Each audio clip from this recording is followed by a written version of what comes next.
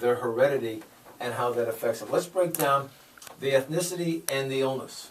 You just talked about Norwegians. Right.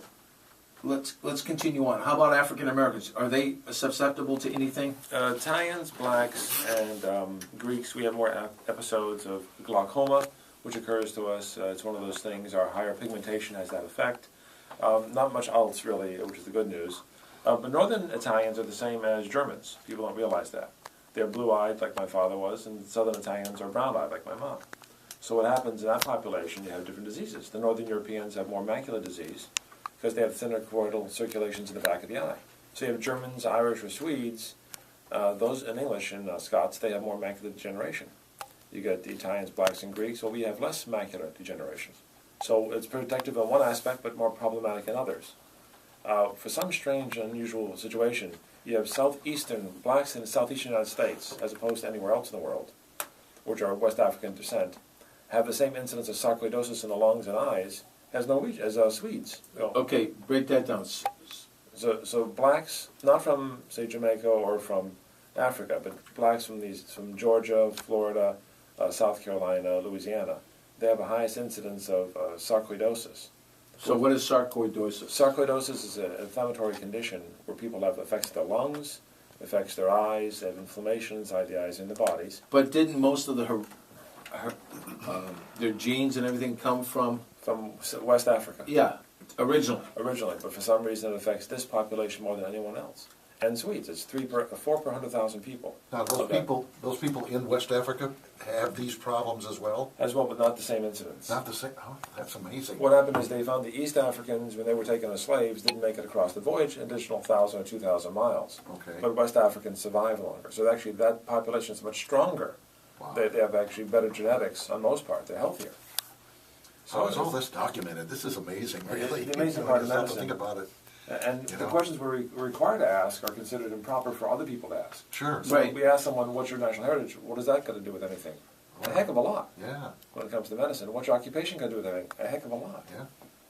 Yeah. Yeah, I mean, is there, and David, I'm going to focus this one on you, so pull the mic down a little bit. Is this something that you have to deal with as far as patients' rights that, like Joe says, he needs to know this stuff and talking to somebody? David Jordan's the administrator at the Community Eye Center, who we've heard Eric and Joe talk a lot about. And we first met at the Wounded Warrior Breakfast. Absolutely. At Dean's. Absolutely. And is it something that you have to deal with? Is there a form that you have to go by or anything else like that with people? Well, my job is not that focused on ethnicity. It's basically focused on the customer. So I let the doctor do their job, and they focus on these different ratios and perspectives based on your ethnicity.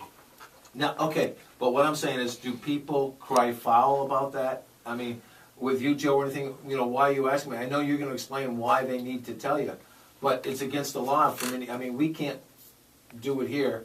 Ethnicity, we can just check it off. But, job, that type of thing, we can't ask a lot of questions. People take offense to it initially, and they don't answer for the technician. Then I come in and say, here's why I want to know. They go, oh, thanks, Doc, I didn't realize. There's actually some use to it. There's a lot of use to it, if you understand that pattern. Yeah. If you're looking for it. If you don't look for it, it doesn't really matter. But I like to get all the puzzle parts together before I go and try to fill the puzzle out. The diagnosis can be made so easily sometimes by that information. To me, it's fascinating that goes on. With Joe, when you get somebody in the chair and they say they're one thing and what you're looking at says something else. And then they call their parents up and say, well, what happened? Or their brother or sister, and they go, oh yeah, Mom said that once. I didn't know that. Wow. And they come back like 2 or 3 weeks later saying, Doc, you were right. I didn't know that. Yeah, it's amazing. Yeah. But the history is so important. The body says so much to you.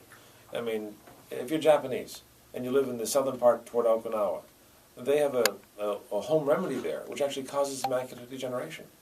They use the cycad plant, take an extract out of it. It's good for their arthritis, but it causes their eyes to go bad. Go, well, who the heck would care about that?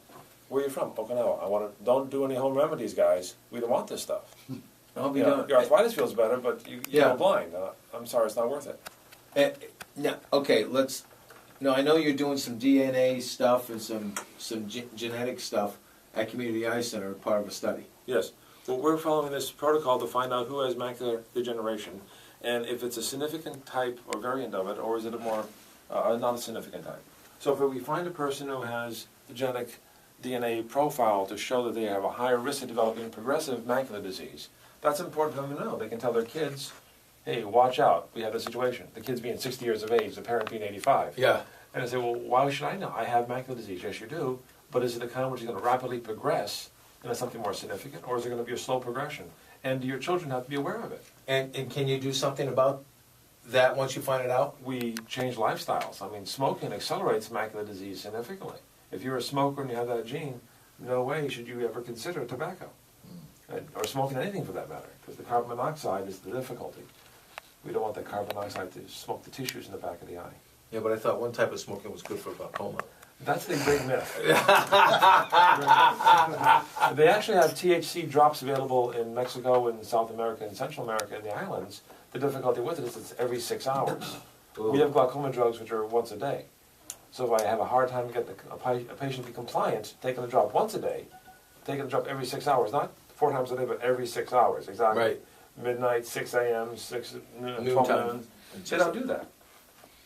I know I was supposed to put on a topical cream, and it was 6 times a day. I said, can I just put on a liberal dose 3 times a day? Because I'm not around it the rest of the day. She says, well, for effectiveness, it's supposed to be Yes. 6 times a day. Well, the AIDS medication, antiviral medication, Yeah. if you miss the timing by 1 hour, the viral load goes from 40% to 60%. By postponing the dose by 1 hour. Unbelievable. So it's like, when they say it's 6 times a day, it's 6 times a day. When they say it's 4 times a day, is it every 6 hours, or is it my waking hours? Yeah. Yeah, I didn't know there's a difference. There's a big difference. And some medications have to be critically followed for that reason. Now, should doctors be telling you this when you get your prescriptions or...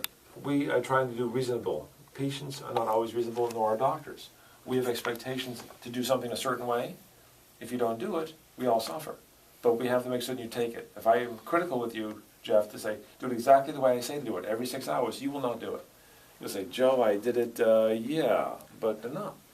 With medications, we have patients coming in, we mark the bottle. Put the drops in every day, bring the bottle in next week or next month. The bottle is unused. I guess it's not working.